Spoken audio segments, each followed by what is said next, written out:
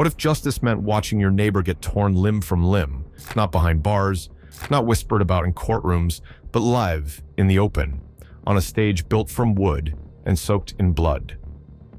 This was the medieval way. No secrets, no shame. In a world where survival meant obedience, torture became law, and law became terror. Over the next few minutes, we're going deep into the darkest rituals ever committed in the name of justice. Devices so twisted, so cruel, so perfectly designed for suffering. They still haunt history books, but these weren't just punishments. They were warnings, tools of control, and sometimes entertainment. Let's begin where justice was served with fire and screams.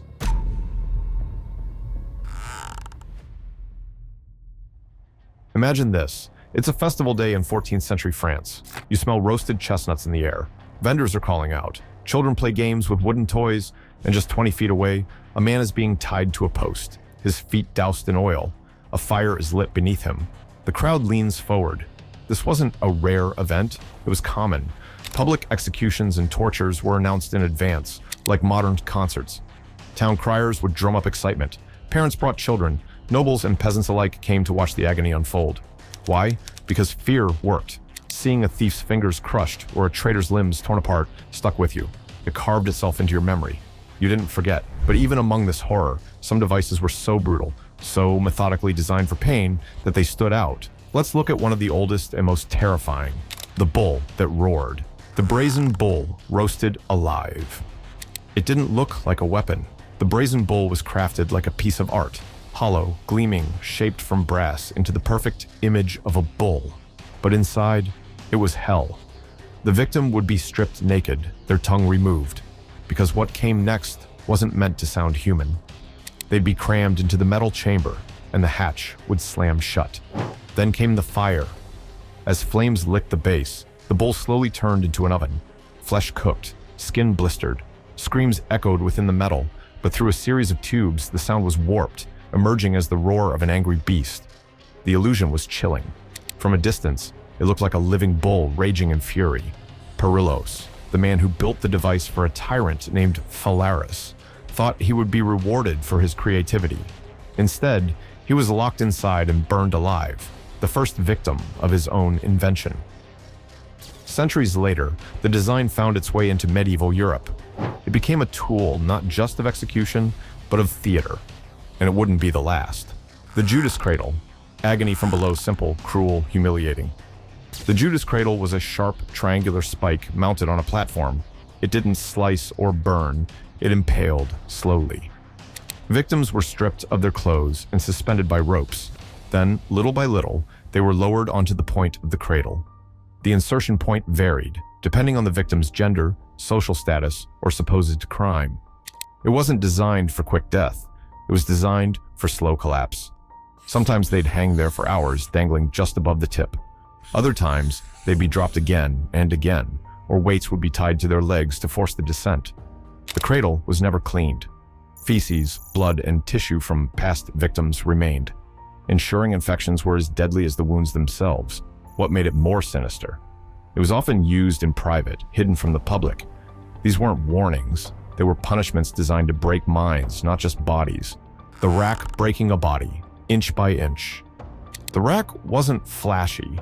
It didn't need to be. A simple wooden frame, 4 ropes, 2 at the wrists, 2 at the ankles, a crank at each end. And then the turning began. As the cranks rotated, the ropes tightened. Shoulders dislocated, knees popped out of socket, elbows twisted backward, ligaments snapped. If the process continued, limbs tore completely free. The skin split like paper. Some victims went mad from the sensation alone, but it didn't always stop there. Fires were sometimes lit underneath to soften the joints, or to simply make things more persuasive. Inquisition records, we show countless victims admitting to crimes they didn't commit, just to make the pain stop. The rack wasn't about truth. It was about control, about creating submission through mutilation. But where the rack stretched, other devices shattered. The Catherine wheel, death by destruction. It began with a saint, Catherine of Alexandria, sentenced to death by wheel. Legend says the wheel broke when she touched it, miraculously sparing her. But the device lived on. And in time, it became one of the most feared tortures in Europe. a large wagon wheel fitted with wide spokes. The victim's limbs were tied across the gaps.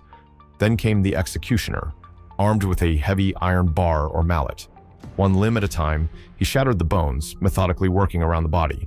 The trick was to break without killing, ensuring the victim stayed alive, in agony.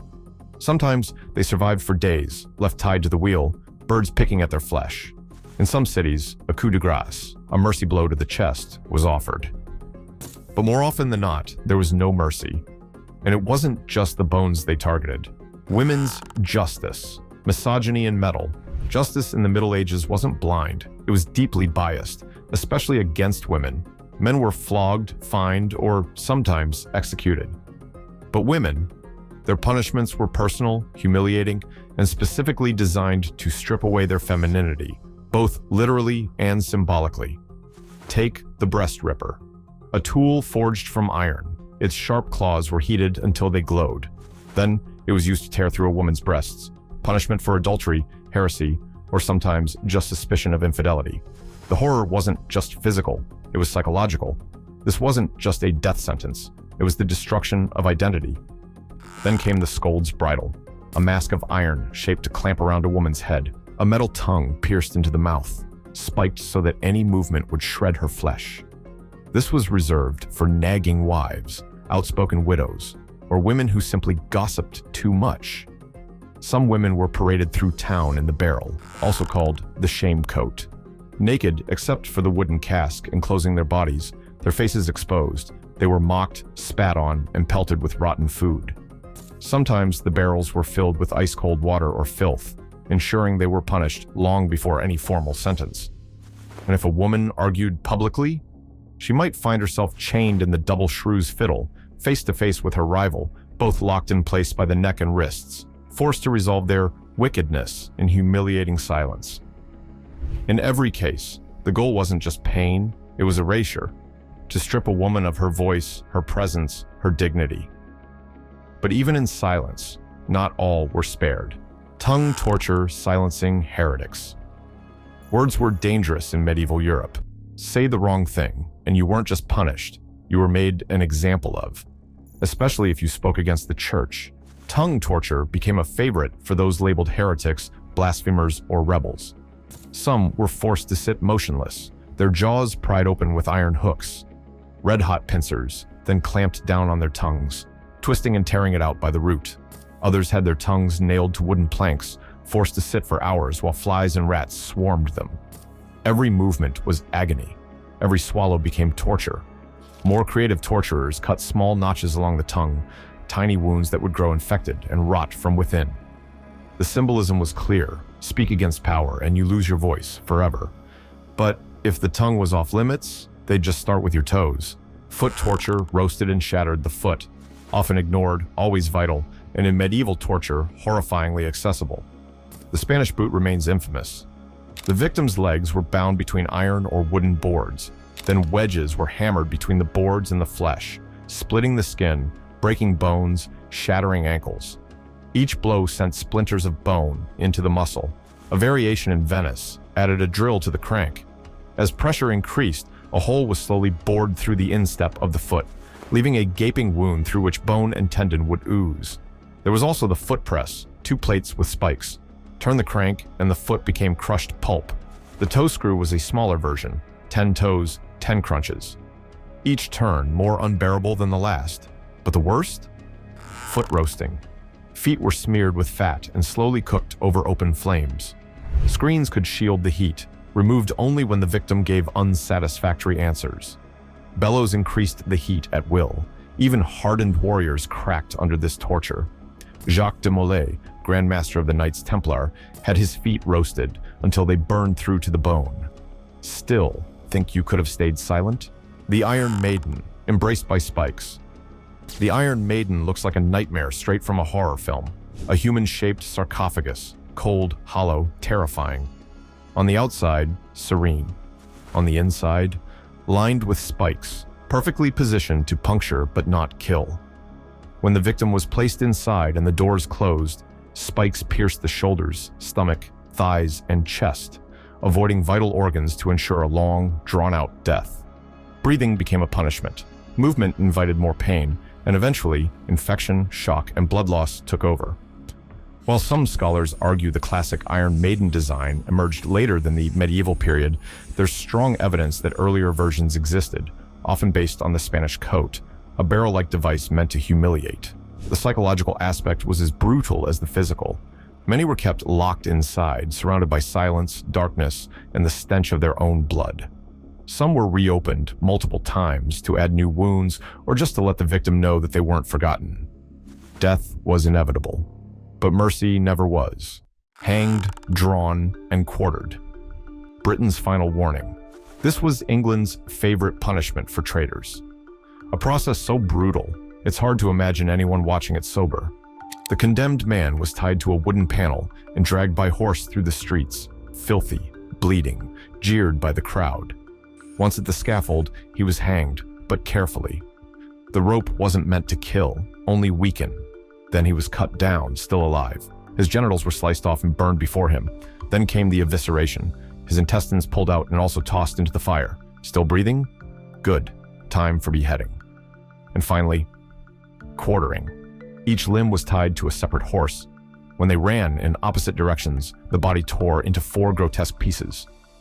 The remains were sent across the kingdom, displayed on gates, bridges, or castle walls. Treason wasn't just a crime, it was a performance, one that ended in blood and silence. The Craft of Cruelty. These weren't accidents. These weren't improvisations. Medieval torture devices were engineered, designed with care, fine-tuned to maximize agony, and often celebrated. We look back now in horror, but we also must ask, what kind of world builds pain into policy? What kind of society turns cruelty into art? Because while these devices are buried in history, the mindset that created them isn't. The names may change, the tools may evolve, but when fear becomes law, the rack is never far away. Thanks for watching. If your stomach hasn't turned yet, drop a comment below and let us know which of these devices shocked you the most, or which dark corner of history we should explore next. Subscribe for more disturbing truths from the past.